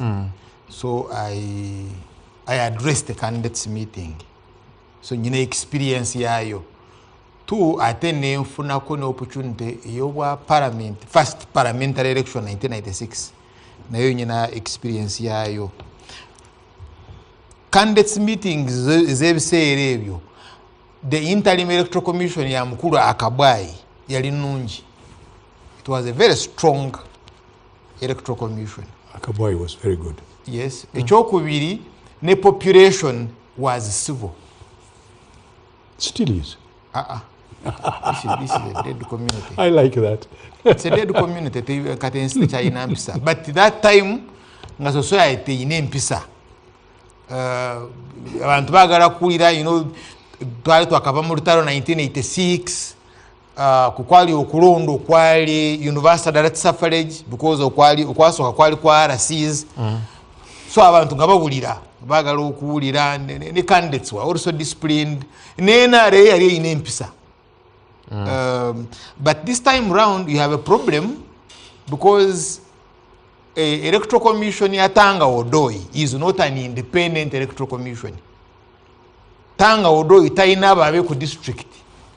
It does not have his own employees. So if you have let me use the example of Rukonjiri. Brown Jimmanyi ku fatalist fair. So if you have got Jim Wes ngabade MP for more than 25 years. Right? Ye chairman w'ekibiina mu district, the minister of security, abeera n'omukono mu kulonda chairman wa electoral commission. Anaabeera abanalondesa eyatanga Odoi because even the other time candidates meetings by 1996 kuva kuza CA eza 96 zafuna problem because Kao the chief administrative officer ate yafuka alondesa. So they are very powerless. No zawala bene kawempe nga they are powerless. Bana abalondesa. Now two candidates abamu okusinganya abaludeo babeera ne strongholds. Nte erigombolola stronghold ya mukulu Babu. Ate ayagala alage message, ayagala awe message ntono gwe nesimbyewo tayina bantu. So normally awo balondera abasooka okwogera kati waba yesimbye ne Kasolo bali babichanga Kasolo Babu n'asooka okwogera kati abantu ne balekawo Kasolo. You address, you don't address people. And then three, violence. Actually nawulira konti n'ebyekisolo eyo the last primaries byali bigenda kubeera chaotic nga waliwo egombola nga tebasobola nakukkiriza kuyingirayo bw'obanga oli candidate awakanya omuntu wawe mutale by'amadiini wamu n'ebirala. So I don't think they have studied this very well. Walabye akatambi nga abantu bayibaana bato mu poliisi. Yeah, so these meetings can go because remember it's a do or die. Oyina MPs who are too rich ate bamazemu ebbanga lyingi mu parliament, so some of them are very unpopular. Bagala imposing ku bantu, it can be extremely very bad. But manyagala kwa yo comment ku seke nga tola kugivaako. One, bw'olaba akalulu ku bifo nga tolabeyo maama ono yali esimbye Ruhama, Minister of Education, olaba nga lwanira ebifo bya seeke ebyo. Then waliwo Wakanuuma ono Rwamirama ku Bright Rwamirama awo mu isinjura awo ndoza bado gobeera akalulu ngeri gye katambula mu bitundu ebyo. Bw'olaba abo Wakanuuma Rwamirama nga tebesimbye mu seeke, does it have value? You remember Shatsi erinnya eryo pronounce kati yesimba sodo ayawangula as a flag bearer mukulu Museveni yamujjamu mu kalulu oli esimbe for the first time NRM yajjawo flag bearer waayo neteekawo independent kati bwolaba basatsa abo nga tebali mu bya seeki then manya value ya bya seeki ebyo is not siya nga tolabyeyo mukulu kere bakandwana wali mulabyeko nga wala n'okubirowoozaako so but it's a very useless organ naye zeggwamu but NRA kabakasolo bava mu bya PRU ebyo nagaye PRU kawevaako kayingiramu nga mukama waabwe tanaba kubavaamu kuyingira mu byamagye ne mu tweeting but ndowooza balinze katugira tukwata bino ebifo katulumbe wano nga bwe tulinda kiki ekijjawo okuva wa ntunulidde nnyo but bw'oba oyogera ku mukulu Museveni kwesimbawo as chairman kubaako amwesimbako. This was tested. Those who bulimba tubuleke.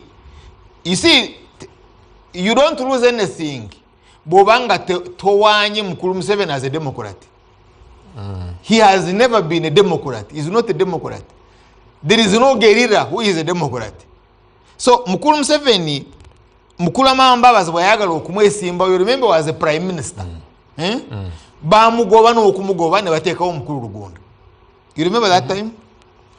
Mukulu Mbabazi bakahindawo nga batandise okufuna amaanyi mu secretariat ebyokulonda secretariat yabijjawo. Now he appoints it. But above all, mukulu Mbabazi bamuhandolinga kimilitary is very central mu politics za NRM. Naye bw'olaba engeri gye bamuggyako bodyguards, it was extremely very humiliating. Naye ng'olaba ono even to go and consult Kawesi, bamuteekawo Kawesi amukwate nebamuleeta ku police station. You remember that time? So kikulaga mukulu Museveni ne Mbabazi bwe yadikirira nga agenda kwesimbawo, yasita okwesimbawo, mukulu Museveni yali ava South Africa katono alagira ennyonyi nti muvuga mpola njagala kubuukamu. I would rather fly like a bird ngende nya addressing abantu. He addressed the press conference naye ng'olaba obusungu, olaba emotions engeri gye zaali ziyimiridde. So you can't stand against Mr. Museveni in that delegates conference. It is impossible. I don't see why we lie. It's a militarized organ. But then you people would be short. Tochiroza nga nakuchiroza chovolaba, you have even never tested it. Seki tule nga muku, you know, before you enter Seki, but you know kukirialinga ku State House. Ochimanyi? When Mukulu Museveni is coming to meet them, they don't check him COVID. Bano baba checkinga COVID kururwe. Now kati nogamba nti ogenda kutula mu Seki eyo, then mulemo kuyisa erinnya lye. Because if you have got the powers to clear, to recommend a candidate or candidates, then it means you also have powers not to recommend Mr. Museveni. Can you do it in the State House? It can't happen. Because njagenda okumusinkana wawe. State House is no longer State House. It's now more or less his home. It is the one who is going to clear you to enter. Kastachiro and togenda kumuisa tosobola kuyingirayo. So it can't happen. And now, will it be free and fair? The election, they cannot. Because that ababalonda banji, therefore, you cannot send babubba. Because abayingidem primaries banji. Remember, banabona by some primaries are the agents of rigging. The only way it is done in Western Uganda, so you know, again, no checking the discipline which is there. That bakanya aka president tukaleke. So no sanga ina chenda mu 9.9%. Basewo kamukuka olwensonyi when katugire mu nshoni twito kamukonga. But nga kate corona ne kubera ku ba MPs. So they all agree to rig massively at presidential level. Now, and you know, which it's primary, they are not contested at parliamentary level. Yes. Thank you. Njagala kugenda wa minister mwakadde akamala but honorable golowooza kiko kya joint campaigns ezo tekigenda kwongera kuleeta mivuyo mu kamyufu ka mulwadde ke tulabye ebbanga lyonna ng'emivuyo giri central muko but also nekiri ekyogeddwako some people are seen as being so powerful abamu bamaanyi nnyo okusinga abalala era waliwo naga nti emivuyo egisinga givaawo abamu balina emmundu abamu be balonda n'abakubiriza okulonda naye bwe tuba tuli wano waliwo ebigambo bitwogera nga twetaaga era okuddamu binoonyerezebweko nfunye okumanya wano nti ekiri eyo mubaala omushana nti bakkaanya bukkaanya nti kano akamu tukatte simanyi oba akyogedderwa bukyayi bwalina ku NRM obanga kyekituufu naye simanyi nti kisobola okuba nga kituufu naye kyoyogedde ekirala kyagambye electoral commission ya Tango Doi eri independent era tutunuulidde ebibala baminisita mu kalulu akaggwa n'abanene abalala mu gavumenti baagwa mu primaries baagwa era Tango Doi n'adikiralinga nti bagudde ng'abantu aba bawangudde tibabadde nekifo kyonna mu gavumenti kati tosobola kugamba weebuuze ebyo ebifo olwaleero vice president yajjanga independent ne luli yali minisita n'akola ki so njagala tumanye nti ekibiina kyaffe kirinako bye kisinga ebibiina ebirala bingi era njagala abatulaba batujajinge olwaleero bw'otunuulira FDC yali egezaako okukozesa ku nkola y'NRM kyagireetera okweyuzaayuzaamu ojjukira era nekireeta ekibiina kino ekyajja n'omugisha muntu batambula ne batalaaga buli lwogezaako okukoppa demokulasiya NRM gwetambulirako waayo ekibiina tekisobola kusigalawo tewali kibiina ky'opposition kyonna kisobola kusubjectinga bacandidates baayo ku kalulu ka primaries ak'abantu bonna nga ffe bwe tukola bamemba b'ekibiina ekyo ekibiina ne kisigalawo tekisoboka era awo wano we wali strength eya NRM ekyakyo obadde oyogera lwaki ono yakyogedde mwannyinazi abantu bangi mu kibiina mu register yaffe kati kyetugezaako digesa tugezaako kati okusunsula kuba kati bano bonna bakyalina kaadi zaffe chairman Nyanzi chairman w'ekyalo kwasula owenRM kaadi yaffe agirina y'NRM nedda yeki mu structure zaffe z'NRM ku kyalo yikyemani waffe ow'NRM ku kyalo kwasula yes chairman Nyanzi kaadi yaffe akyagirina kati digesta zino tuli mu updatinga abo bonna tugende nga tubakola ki yes bano bonna bakyalina kaadi zaffe kati bw'otunula tuli mu kusunsula mutusigaze abo bennyini abatuufu naye era ojagera kulaba nga kuvuddeko emitwalo nga 5 ba miliyoni emu so ekibiina kyaffe ekya NRM okwawukanako n'ebibiina ebirala emivuyo gwe gy'oyinza okuyita emivuyo oyinza ogiyita emivuyo kubanga tuliwo ffekka abeetaba mu kalulu akafaanagana bwe katyo nkugambye ebibiina ebirala byo bisirika busizi noga nti ono kaadi ate yagijjeewa ono fulaga yagijjeewa naye kakati ffe mu kisaawe tulimu ffekka aba exercisinga demokurasi oyo afaanana bwati munda mu kibiina kyammwe bwe mubeereddemu emivuyo bwe gityo emundu ne zivaayo amasasi ne ganyooka munasobola mu importing actually oba mujja emivuyo egyo mu kibiina kyammwe munda ne mugireeta eno mu national elections isi bw'ogenda bw'oba wano traditional wano waffe mu Buganda bw'ogenda okwanjula omukyala ne bw'oba obadde obeera naye ng'omukyala agenza okwanjula ewaabwe ne obadde obeera naye ebbanga lyonna era bw'ogenda we bakubuuza temunonye eki ninga ensonga baagitegedde dda era oli obadde naye muzadde n'abaana nire nebabayisaayisa mu buntu okulaga nti kyononye kirina valiyu omukyala gwononye ewaabwe si kusika ku kutu alina ki alina value ate wali yeewalala eyo nga musooka na kulwana kali kyaze endala kakati ekintu ekirungi buli babajjako n'emiggo in advance ate ababano basooka ne kubajjako miggo kugamba okulaga nti ekintu kyononye kyo olina okulaga nti okyagala n'okirwanirira nawano mu NRM abakulembeze baffe sebe byogera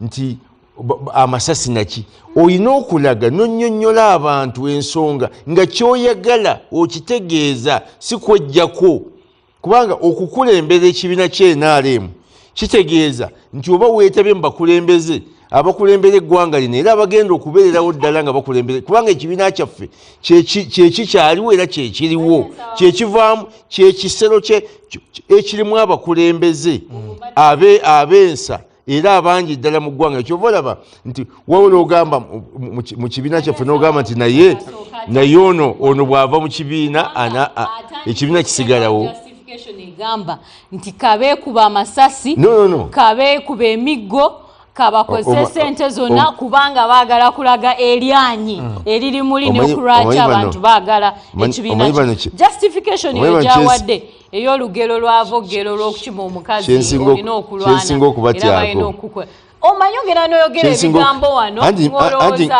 obyogera bibyo wekka naye n'otamanya nti interpretation yabyo fe ababiwulira etegeeza kirala nnyo anti abeniyo piki tusinga okubamanyako bwe buzibu bwolina katono nnyo kyetusinga okubamanyako ngenda kwongera kati honorable but twagala genda kwa from mobile captain nga tunaba bagenda dakiikemu yokka then tujje mukama wange ebintu mwami Romushana byayogedde nebibanga bituufu birina okuba we bikoma demokrasi yatugamba twetaaga multiparty bwebanga ekibiina tekikola bulungi tulina okutandika okukikozesa obulungi ekirala era kankyogere n'abo bonna bwe mwogera tebasobola kubeera ekiseera kijja kutuuka nga beegomba okujja mu pate eno kubanga pate ge mateeka ye demokrasi mwe gye mwagala bwe mbanga mukyayagala ebibiina by'obufuzi nga mulimu abaagala okubyonoona ezo conspiracy theories ze boogera bw'aba taliimu tetusobola kutambula bw'aba taliimu tetusobola kufa eno Uganda oba ayagala kubeeramu abeeremu oba tayagala alikeyo ekirala political party omulimu gw'erina okusooka okukola kwe kutunoonyeza abakulembeze netuwa abakulembeze abalungi kati NRM bw'eba erowooza nti Museveni asobola okubeera president ye muntu waabwe nedda twogere amazima nammwe mulina abammwe ate kankubulire mugenda muga nti waliwo violence tulina abalonzi gundi constituency nga 5 n'omusobyo mmeka ku ezo zirina omutawaana wano mwafunye Kawempe North endala zonna zirina emitawaana ng'egya Kawempe North akati ekigamba mulina okutuwa statistics entuufu mulekeraawo okwexaggeratinga buli kintu bwe tubanga twagala ekibiina kikole bulungi bwe mbanga bayogedde gye bali njagala okubagamba tetukyabeetaaga twagala ekibiina ekitambulira ku mateeka agali mu constitution yaffe eno kakati abo bonna boyogera tebaagala kino tebaagala kiri baddembe naye kamale nga mbagamba NRM kibiina kijja kusigalawo abo bonna boyogera bajja kirekawo. Thank you. Well, aliko NBS TV tugenda kati kwa Afro Mobile gwali ku lutimbe twagala kwerekereza kati naye nga tukyeyongere ku Afro Mobile ogenda ku Google Play Store oba Apple Store installing app ya Afro Mobile obeere ng'ogoberera enteekateeka zonna katugende ku Afro Mobile. Well,